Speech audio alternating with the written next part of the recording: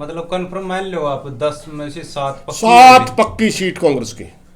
सारे दर्शकों ने राम राम, मैं मंजीत कोथ है। फिलहाल किसान नेता सुरेश कोथ जी के पास में पहुंचे हैं और देश के कोने कोने में फिरने लग रहे हैं क्योंकि लोकसभा चुनाव चल रहे हैं। के रिपोर्ट ले रहे हैं। कुछ ये भी बोला जा रहा है कि हरियाणा में इतनी सीट आवेगी। देखो प्रधान जी से पूछा किस हल्का में कितने वोट है, कितनी लीड लेगा, कौन सा नेता चल रहा है, तो सारी बातचीत कराएंगे। प्रधान जी राम राम। राम राम जी राम। देश के कोने कोने में गए आप, लेकिन हरियाणा की हम बात करेंगे। हरियाणा में क्या कुछ मोल लगा है?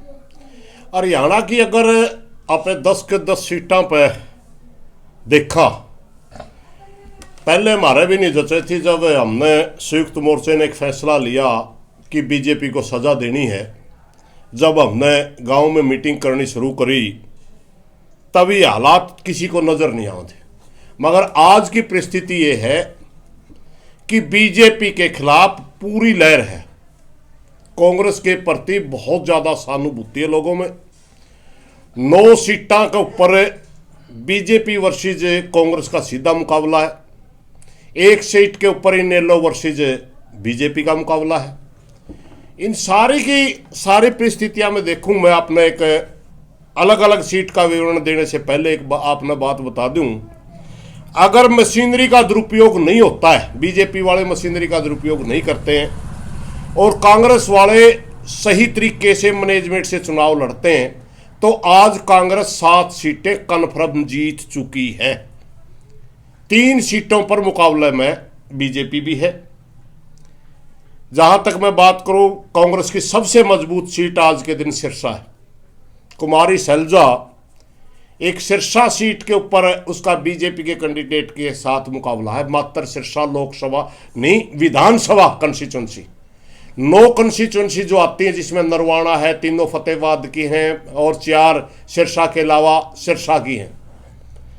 8 कंस्टिट्यूंसी में आज कुमारी सैलजा एक तरफी लीड की तरफ बढ़ रही, बहुत मजबूती से जीत रही। दूसरी सीट आ गई अपनी हिसार की।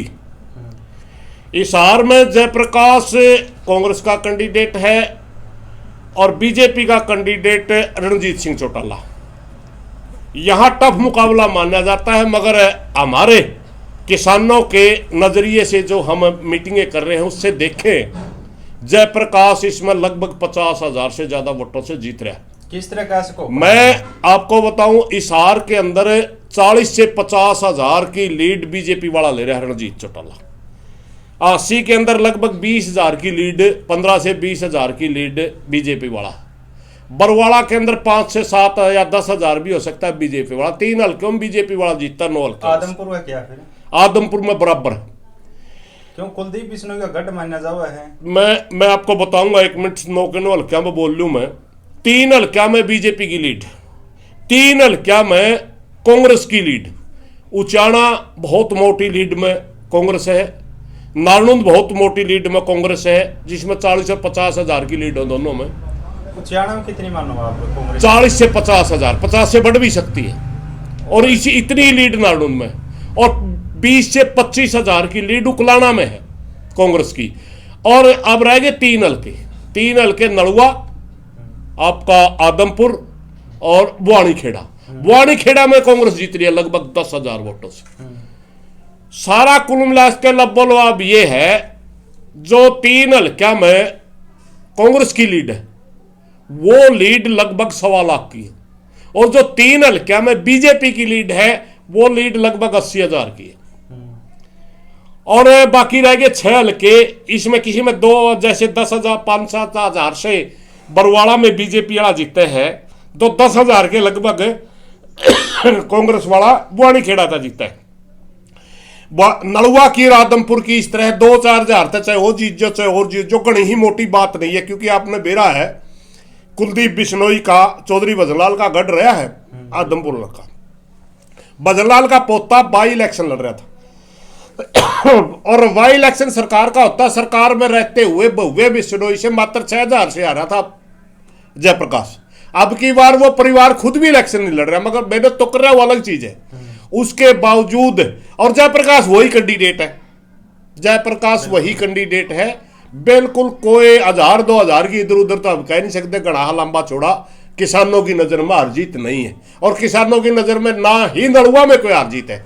इसलिए सारा हल्के की अगर आप पोजीशन देखा 50,000 प्लस हो सकता है, कम नहीं आएंगे। जयप्रकाश जीत रहे। प्रधान जी कुलदीप सुने हमारा जेपी पर हाथ बैठ रहा 3 पीढ़ियां तक, उसका तो गडोन का कसूता अनुभव है हमारा। 3 पीढ़ियां गया, सच्चाई है भाई। भव्य ने भी रहा, भजनलाल ने भी रहा, कुलदीप बिश्नोई ने भी रहा, लेकिन हाँ रेणुका के सामने इलेक्शन नहीं हुआ इसका कदे भी।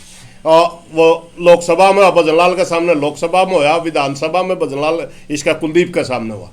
बात यह है कि ठीक 3 पीढ़ियां तैयार रहा, लेकिन इनका में खुद चुनाव में नहीं है। 29 बात का भी बेरा है। कुलदीप बिश्नोई को भी लठाई में वोट मांगने लग रहा है, गणा संतुष्ट नहीं था टिकट तय। ईब आ गया पे भिवानी महेंद्रगढ़ सीट पे। भिवानी महेंद्रगढ़ का जो समीकरण है बिल्कुल अलग तरह का है।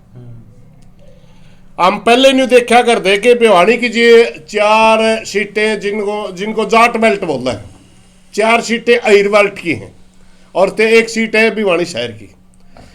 वो जाट बेल्ट वाली सीटा मेरे न्यू कहा करते भाई को राव दान सिंह आ जाए तो जीत जाए, हमारा समझ में नहीं आते मैं कैसे कह रहे हैं। हालांकि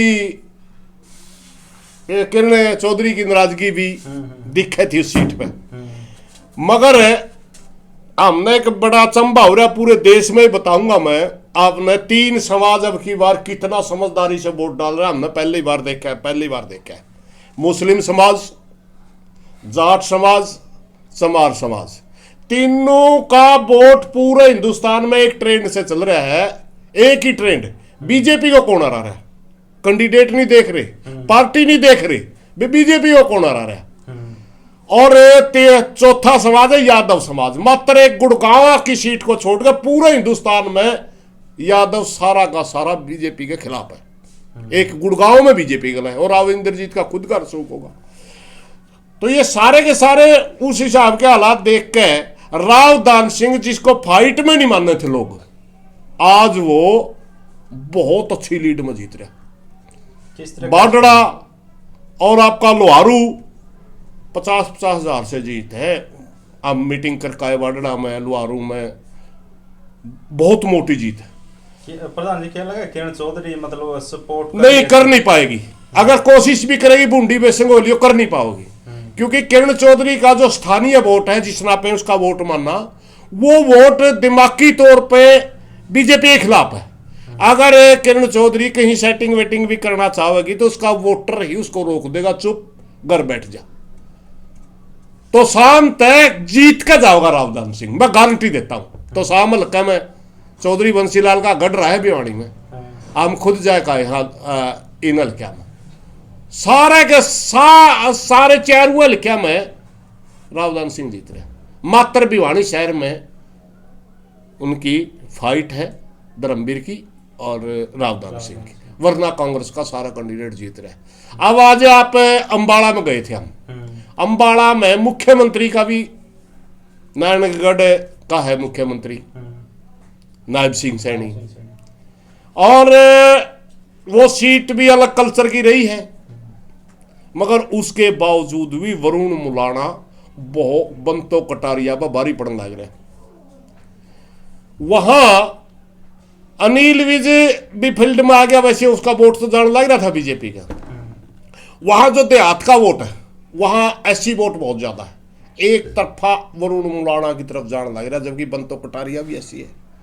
वहां जाट वोट है एक तरफ जाने लग रहा है, सिख वोट है एक तरफ जाने लग रहा है, बैकवर्ड में भी बहुत ज्यादा वोट वरुण मुलाना को मिलने लग रहा है। यानी अंबाला सीट भी वरुण मुलाना जीतने लग रहा है। हमने बहुत इंटरेस्टिंग बात बताऊंगा। एक अनिल विज की आप नाराजगी की बात करें, अनिल विज नाराज है मगर विरोध नहीं कर रहा, नाराज है विरोध नहीं कर रहा।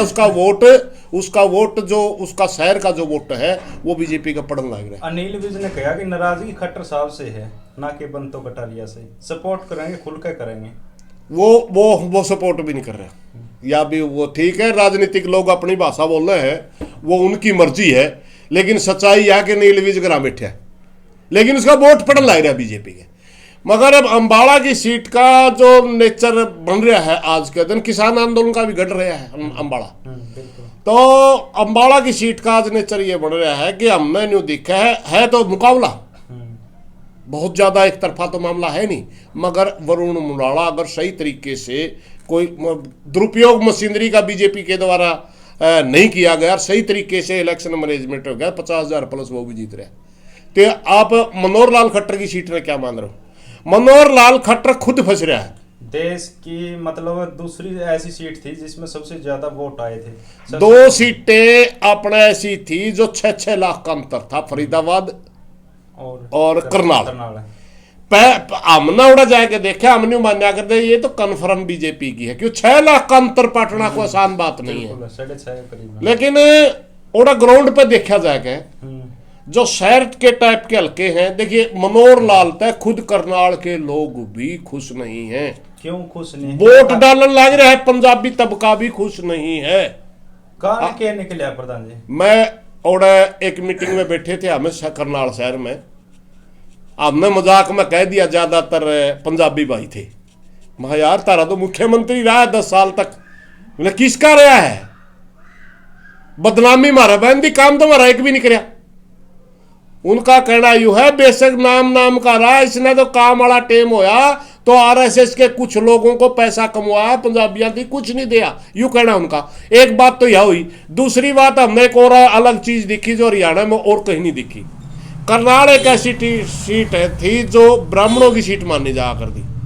पंडित चिरंजीव लाल 4 बार लगातार जीते, आईडी स्वामी जीते, उड़े यू अलग मुद्दा पाया। एक सारे हरियाणा में पंडित समाज, ब्राह्मण समाज बीजेपी की तरफ ज्यादा झुकाव है इनका। वोट तो सबको मिल रहे हैं, जैसे सोनीपत सीट है, सोनीपत वाली सीट पे ब्राह्मण सारा कांग्रेस का नियंत्रण दिखा है, मगर वहां जो बुद्धि राजा है पंजाबी भी है, बंटवारा में आया, और ब्राह्मण है। बुद्धि राजा जो कांग्रेस का कैंडिडेट है वो ब्राह्मण भी है, पंजाबी भी है। उसको पंजाबियां वोट भी हिस्सा बांटने लग रहा है खट्टर गला, और ब्राह्मण वोट में भी हिस्सा बांटने लग रहा है, और जो बीजेपी के विरोध का वोट है वो बहुत ज्यादा उसको मिलने लग रहा है। आज खट्टर साहब की सीट सेफ नहीं है, मुकाबले में तो है। जैसे मैं 7 सीटों की बात कर रहा हूं, वहां तो बीजेपी पीछे डली, कांग्रेस आगे जा ली। अब खट्टर साहब मुकाबला में तो है, लेकिन कन्फर्म नहीं है, क्योंकि हरियाणा का एक अनुभव रहा। हरियाणा या तो 10 की 10 उन्हें दे दिया करे, या 10 की 10 उन्हें दे दिया करे। अब दो बार आपने देखा होगा, एक बार तो 7 सीट बीजेपी को दी, एक कांग्रेस को आई, 2 इन्हें लोग आई 14 में, 19 में 10 की 10 बीजेपी गई। तो हरियाणा का नेचर रहा है एक तरफा फैसला कराया करे, तो उसे अगर उस लहर में फंस गया तो खट्टर भी हार सकता है। टक्कर मानो या त्रिकोणीय मुकाबला मतलब वहां बुद्धि राजा अगला टक्कर है। हमारा वीरेंद्र मराठा जी बहुत सम्मानित वोट ले रहा है, मगर टक्कर में नहीं हो, तीसरे नंबर पर। टक्कर में नजर आ रहे पूरे ना, तीसरे नंबर पर है। मैं कई सीटा में जाकर आऊँ, देहात की सीटा पे 2 और तरह का माहौल बन लग रहा है। वो आदमी फाइटर भी है, पढ़ा लिखा भी है, मेहनती भी है, उसको लोग चाहते भी हैं। और अगर वो कांग्रेस की सीट पे वो एजेंडा, कांग्रेस उसको टिकट देती थी, 100% मनोहर लाल खट्टर आर्य था, मगर उन्होंने किस सोचते दिया तो कांग्रेस वाले जाने, युवा चेहरा युवाओं को देनी थी उस हिसाब से दी, ब्राह्मण भी है उस हिसाब से दी, पंजाबी को देनी उस हिसाब से, कई नॉर्मा में फिट बैठता कौन का। आज ये नौजवान लड़का है, बिल्कुल टफ फाइट दे रहा है। मुझे लगता है जिस तरह का हरियाणा ट्रेंड चल रहा है वो उसके, एक बार चौधरी वधनलाल की पीएचडी तोड़ी थी करनाल ने, न्यू कहा करते तो राजनीति का पीएचडी है, आईडी स्वामी ने चित्त मारा था।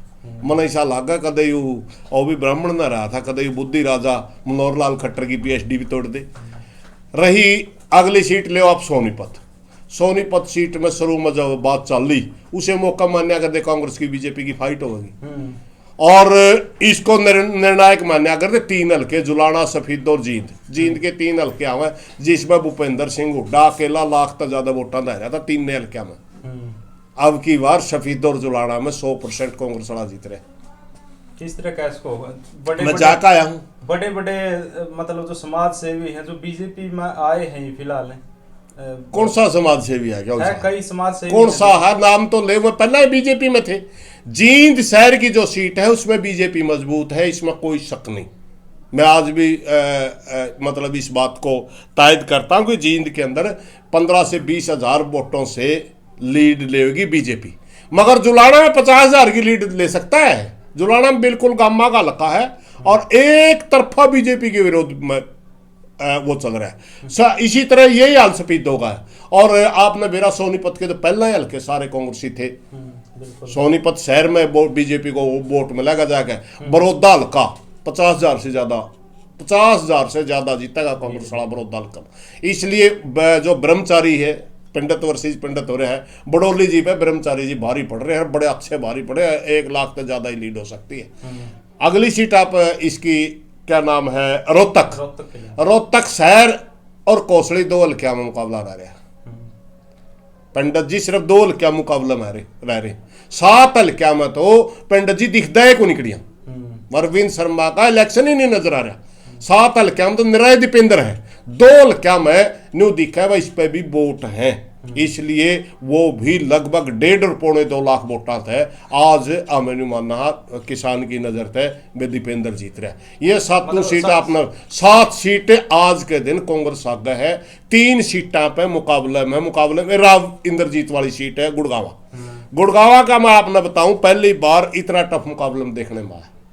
अकेला राव इंद्रजीत को पूरे हिंदुस्तान में Rao vote Yadav vote BJP के खिलाफ है। अकेला गुड़गांव में राव इंद्रजीत के लिए बोल रहा पक्ष में बोल रहा। पर्सनल भी उसके हैं, पर्सनल वोट हो सकते हैं उसके, घरेलू उसके रिलेशन हो उसके, काम करे उसके। एक बात तो यह, दूसरी बात गुड़गांव बहुत बड़ा शहर है। गुड़गांव बहुत बड़ा शहर होने के नाते उसने क्या नाम है बीजेपी को अच्छे वोट मिल रहे थे, मगर कांग्रेस ने ऐसा दाव खेले। सेलिब्रिटी चेला यार नौजवान बालक है ना जो गुड़गांव के, वो भी राज बब्बर का नहीं बोलते पाए। और फिर 3 हल्के हैं मेवा के अहिरवाल के, तीनों के तीनों हल्कियां में 7 लाख के ऊपर वोट है तीनों हल्कियां के। और बिल्कुल एक तरफा कांग्रेस का जा रहे, एक तरफा मतलब बीजेपी के विरोध में वोट पड़ने लग रहा है। अब वो अगर वो हल्के अगर 60-60, 70-70 हजार की लीड दे देंगे, 2 लाख की लीड कड़े ही टूटेगी जाएगा। उसके भी लीड ना रखी है। कुछ और भी तो गायक एक्टर आ रहे हैं, एक राहुल फाजलपुरिया नहीं, इनका ना कुछ नहीं किसी का जमा आमने सामना मुकाबला, ना फाजलपुरिया ना कोई और कोई लेना एक देने दो। बहुत ही अलग टाइप का चुनाव है। अंदर खाता मैंने पहले ही बताया था 3-4 सामाजिक का अंदर खाता है, पार्टी ही नहीं देख रही। आपने पहली बार देखा है पार्टी नहीं देख रही। बीजेपी को कौन हरा रहा है उसको वोट देने सिर्फ ये देखे नहीं देखे कौन कैंडिडेट है कौन नहीं। अब बात है कि उसके क्या नाम है, फरीदाबाद रह रही सीट आपने बताऊंगा। फरीदाबाद कृष्णपाल गुर्जर की व्यक्तिगत भाषा शैली का मोटा विरोध है। शहर में ही जो कोर वोटर है बीजेपी का, जो कैच का एरिया है, इनका कैचमेंट क्षेत्र है, पूरा शहर का ही वोट होता है बीजेपी का। शहर में ही कृष्णपाल गुर्जर को नहीं, तो राजा तो भी ज्यादा है, नखरे करे, ये तो बातें नहीं सुनता किसी की, इसमें घमंडे गणा हो गया, ये बात सुनने मारी। और उन्होंने क्या कराया, जातिवाद का ठप्पा तब बचने के लिए कांग्रेस वाला ने गुज्जर को ही टिकट दे दी, गुज्जर वर्सेस गुज्जर कर दिया, और जातिवाद का कार्ड भी नहीं खेल पाए। और हालात ये हो रहे हैं कि आज कांग्रेस वाला गुज्जर बीजेपी वाला गुज्जर था भारी पड़ने लग रहा है। वो भी सीट कांग्रेस की तरफ जा रही है, 7 सीट कांग्रेस की तरफ हरियाणा में कन्फर्म जा रही है। अगर सही चुनाव लड़ेंगे या कोई बड़ी घटना नहीं होती है तो, क्योंकि बीजेपी वाला कोई भी नहीं, ये आरएसएस से दोबारा पैदा करी गई पार्टी है। आरएसएस जब तक बड़ी राज तक 1925 तक राज तक एक भी आंदोलन का हिस्सा नहीं रही, साजिश सारी अनसाजिश करता रही, साजिश करा के करते वो अलग चीज। डर किस तरह का बन रहा है प्रधान जी? देखो डर इस तरह का बन रहा भाई, ये 2014 के चुनाव में जो ये वादे करके आए थे, उन वादे ने बुलाने खातर पुलवामा का मामला हुआ, बहुत से लोगों का तो मानना है करवा दिया।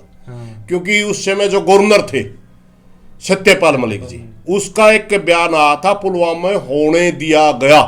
इतना बड़ा आदमी का रिव्यू होने दिया गया का मतलब तो फिर रोक सके थे, इसका मतलब रोक सकते थे, रोक्या नहीं। तो इस किस्म की अगर कोई और खेल किसी दूसरे देश गले कोई धार्मिक दंगा करवा के कोई दूसरे ढाल की बकवासबाजी नहीं चल रही, तो 7 सीट कन्फर्म हरियाणा में कांग्रेस की तरफ जा रही है।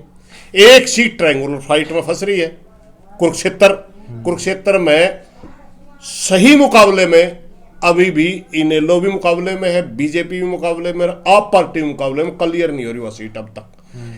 कोई भी अपने अपने पार्टियां ने दावे कर रहे हैं, अपने अपने पत्रकार हूं अपने अपने दावे कर रहे हैं। सच्चाई यह है कि उसमें 1,00,000-1.5 लाख वोट एक ऐसा बैठे, एक पॉकेट बनी बैठी है, और ज्यादातर किसानों का वोट है। उनका मतलब सिर्फ जिंदल को राणा है। अगर वो पड़ा गुप्ता जी का पड़ जाए तो गुप्ता जी जीत जाएगा, अगर वो अभय सिंह चौटाला का पड़ जाए अभय सिंह चौटाला जीत जाएगा, वो जिंदल का जाना नहीं। मगर जिंदल भी फाइट में है फिलहाल भी, और राव इंद्रजीत भी फाइट में, और मनोहर लाल खट्टर भी। 3 ही कैंडिडेट इनके फाइट में बच रहे हैं। बाकी हरियाणा से बीजेपी मतलब हार चुकी है, इनको ही पता चल लिया इस बात का, हार ली है। मतलब कंफर्म मान लो आप 10 में से 7 7 पक्की सीट कांग्रेस की।